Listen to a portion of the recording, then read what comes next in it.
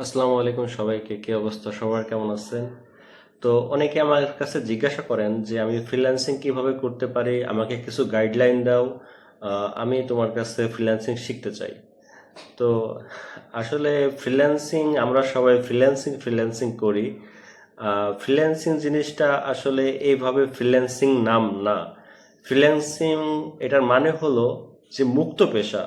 কিন্তু মুক্ত পেশার মধ্যে অনেক কিছুই থাকতে পারে। আপনি যদি ইলেকট্রিশিয়ান হন, আপনার ইলেকট্রিক্যাল এটা একটা স্কিল, আপনি ইলেকট্রিক্যালের কাজ পারেন, এটা আপনার একটা স্কিল। এখন এই স্কিলটা আপনি এক জায়গায় সেল করতেছেন বা আপনি এক জায়গায় কাজ করতে যাচ্ছেন নিজের উদ্যোগে, সেটা হলো আপনার ফ্রিল্যান্সিং।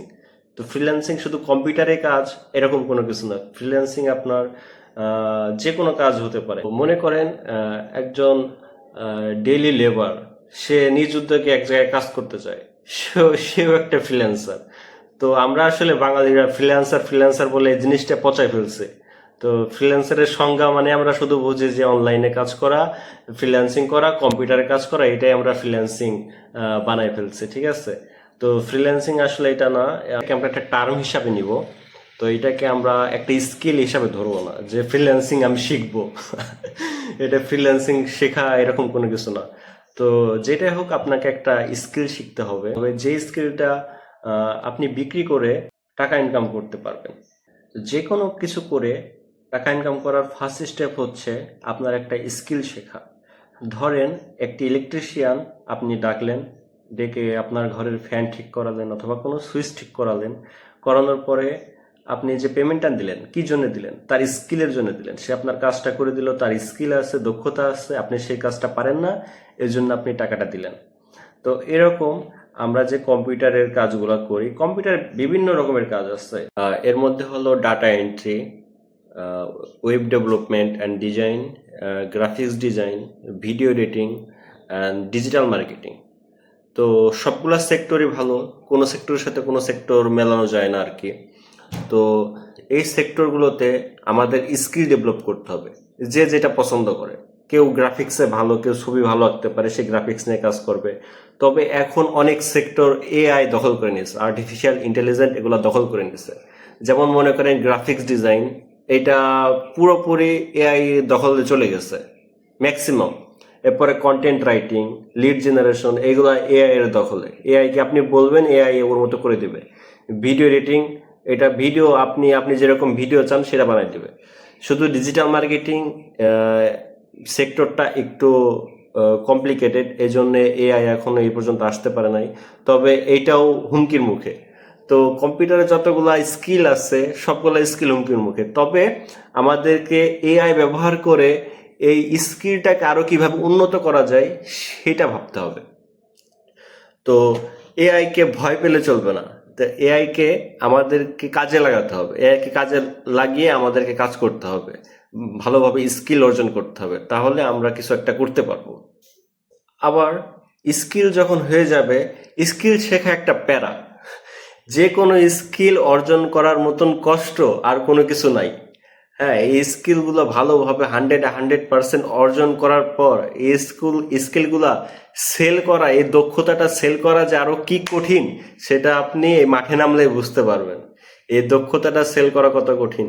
কারণ আমাদের মতন দেশে, এটা হচ্ছে থার্ড ওয়ার্ল্ড কান্ট্রি, এই আমাদের দেশের থেকে মানে ডাবলের থেকে ডাবল উন্নত আমেরিকা, ইউরোপ, কানাডা, এইসব দেশ আর কি।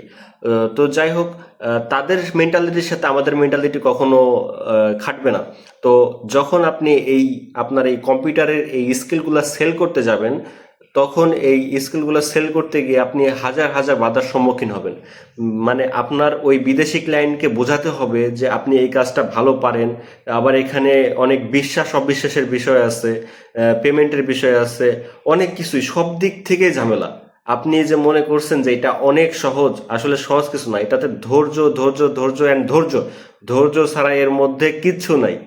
মানে এমন হতে পারে যে একটা স্কিল শিখে কাজ পেতে পেতে আপনার প্রায় 2 বছর লেগে যেতে পারে।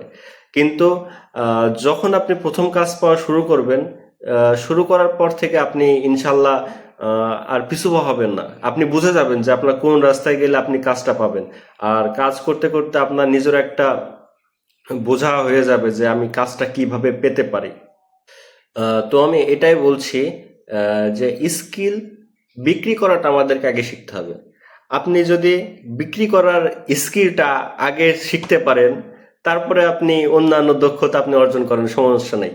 যার এই যুগে বিক্রি করার দক্ষতা আছে সেই সব কিছু পারবে।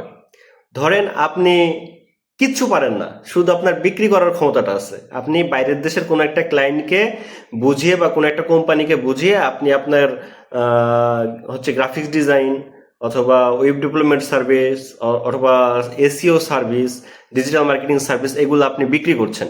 ধরেন আপনি কিচ্ছু পারেন না, এগুলা শুধু বিক্রি করতে পারেন।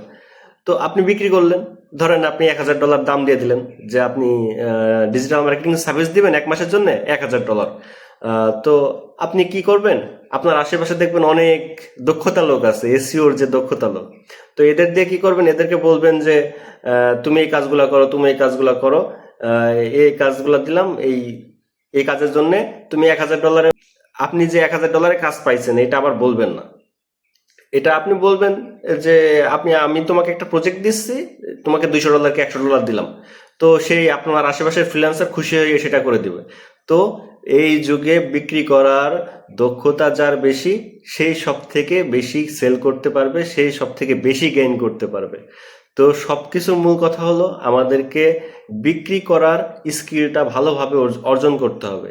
এই জিনিসটা অর্জন করতে পারলে আমাদের আর কোনো সমস্যা নেই। আমাদের কমিউনিকেশন স্কিল বাড়াইতে হবে, আমাদের হচ্ছে গিয়ে কিভাবে সেল করব, কি এবং যে বেসিক ধারণাগুলা, প্রত্যেকটা স্কিলের যে বেসিক ধারণাগুলা, এই ধারণাগুলো আমাদের রাখতে হবে।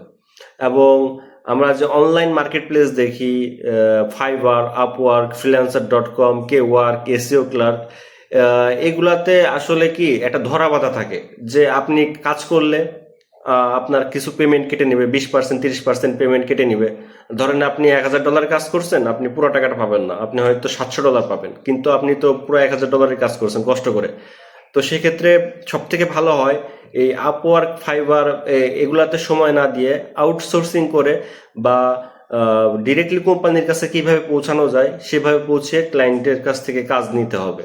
তো ক্লায়েন্টের সাথে বিশ্বাস অর্জন করার জন্য ক্লায়েন্টকে বোঝাতে হবে যে আমি আপনাকে প্রথম মাসে ফ্রি কাজ করে দিব, আপনাকে পেমেন্ট করতে হবে না, বা আপনি আমাকে একটা কিওয়ার্ড দেন, বা আপনি আমাকে একটা ছবি দেন, আমি এটা ডিজাইন করে দিচ্ছি, আমি এটা মার্কেটিং করে দিচ্ছি।